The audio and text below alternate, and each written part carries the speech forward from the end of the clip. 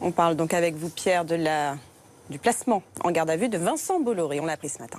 Oui, alors sans trop rentrer dans le détail, les juges de l'Office central de lutte contre la corruption et les infractions financières et fiscales, spécialistes des grandes enquêtes politico-financières en France, eh bien, ils soupçonnent son groupe d'avoir financé les campagnes électorales des dirigeants du Togo et de la Guinée qui, après coup, lui ont accordé des concessions portuaires. Accusation, je le précise, que le groupe dément formellement. C'est important, effectivement. Alors, pour autant, un patron de l'envergure de Vincent Bolloré en garde à vue, c'est extrêmement rarissime. Oui, et ça explique peut-être pourquoi Vincent Bolloré a cédé sa place la semaine dernière à son fils à la tête de Vivendi, son fils Yannick Bolloré.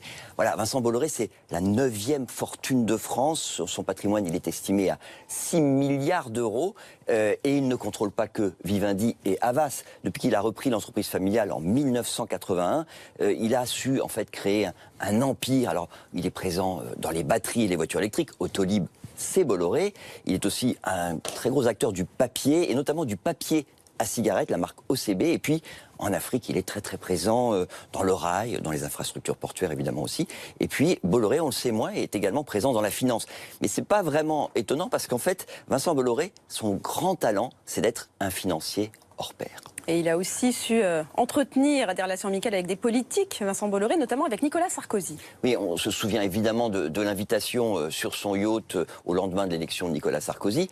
Mais même sous François Hollande, Vincent Bolloré a su se montrer incontournable. Et c'est d'ailleurs une tradition familiale. L'Express raconte que Michel Bolloré, le père de Vincent, possédait un exemplaire dédicacé des Mémoires de De Gaulle et que son oncle faisait du bateau avec le président Georges Pompidou.